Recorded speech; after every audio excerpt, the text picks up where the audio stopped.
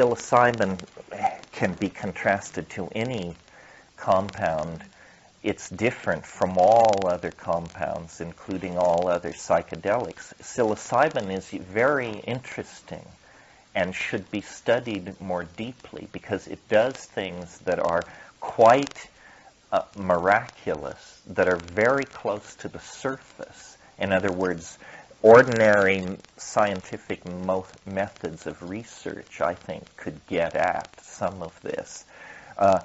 The first thing that is astonishing about psilocybin is that of all the psychedelics, of all the psychedelics with the possible exception of DMT, which is a whole special case, psilocybin is the most easily capable of generating visions.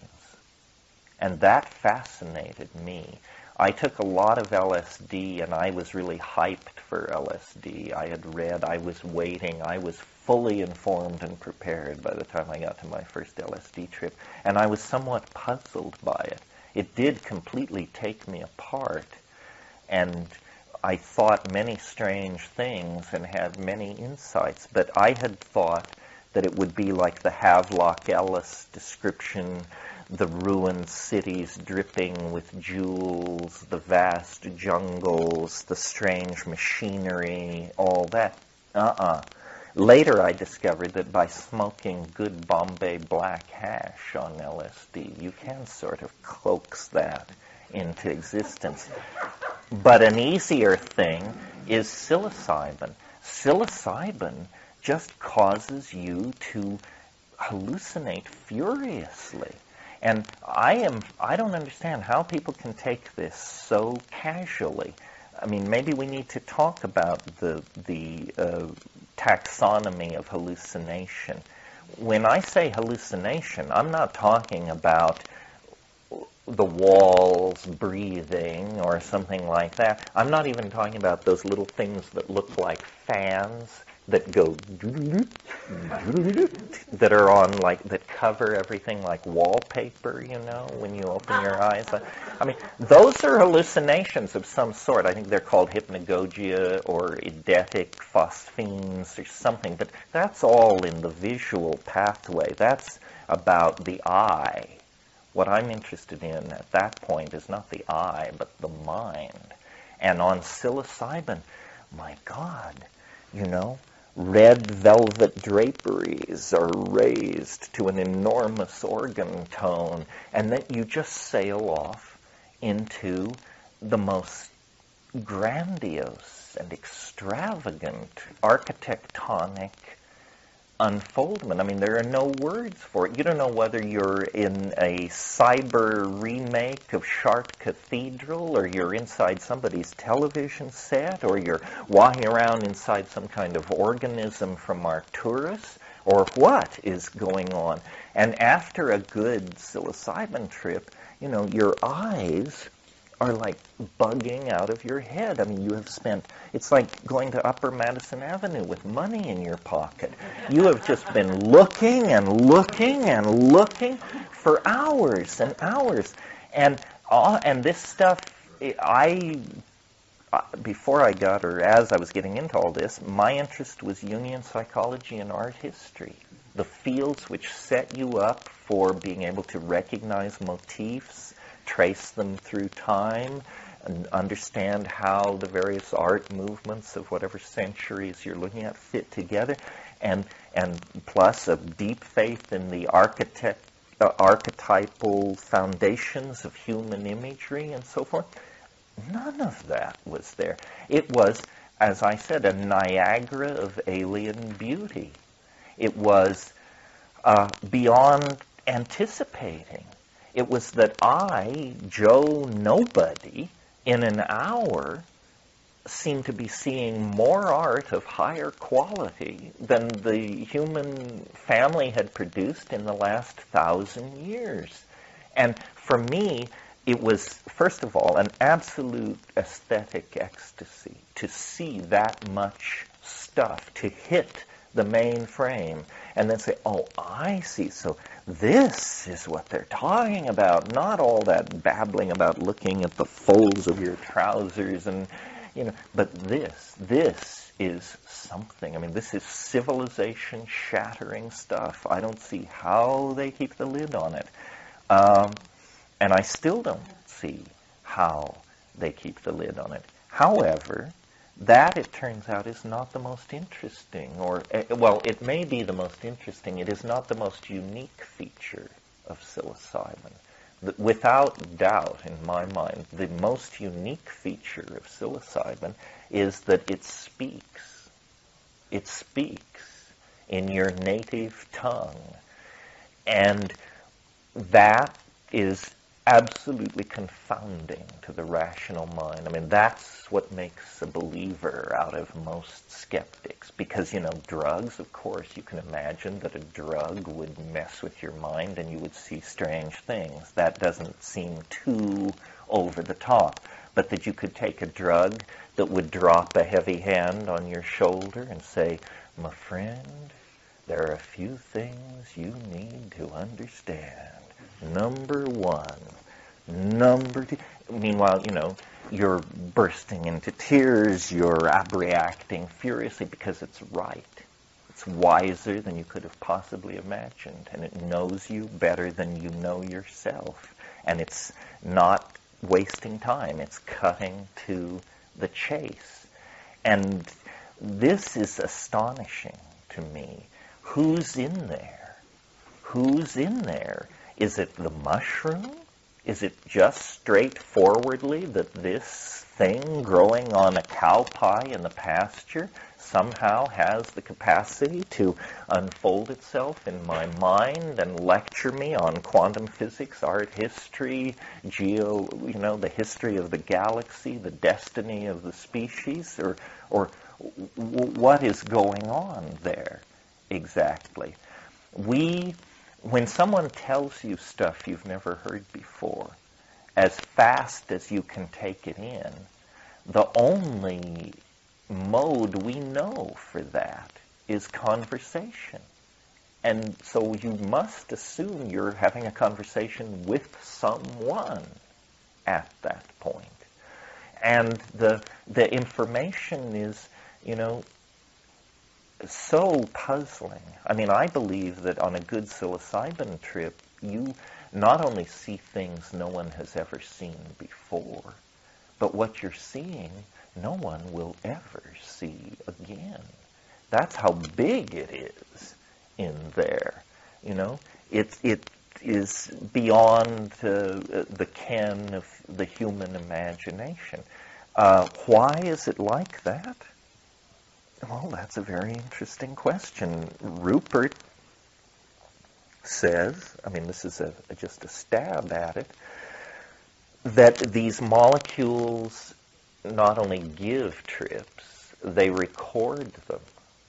And when you take a substance that has been in use by human beings for 500,000 years, let's say, you walk into the largest database on the planet of dreams, of hopes, of aesthetic insights, not only the human world, but all the other worlds that the mushroom claims to have flourished in, because it is not a terrestrial organism. It's engineered for deep space. It can percolate between the stars. In the course of 1,000,000 years, at sublight speed, it could percolate across the galaxy. And 1,000,000 years is a tiny fraction of the time that it may have been in existence.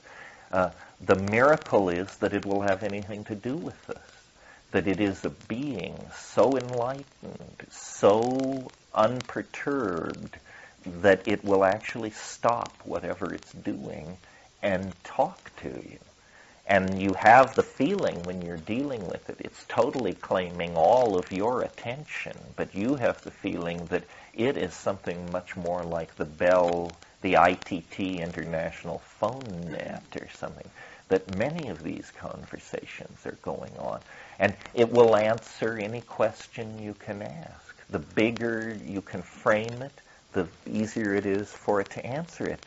And so it shows you, the rise and fall of worlds, species, and civilizations, galaxies like grains of sand.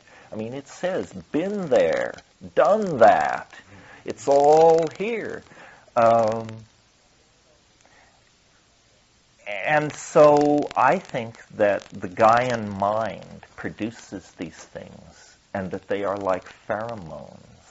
They are information-bearing chemicals. And it's a great mystery. It is the mystery.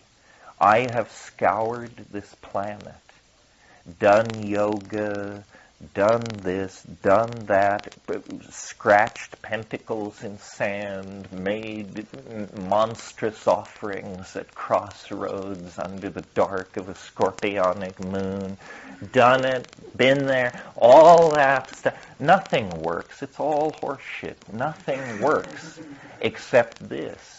And this works, not a little, not 50%, but 1,000%. It's like the thing that you have been most trained to accept doesn't exist. It does exist.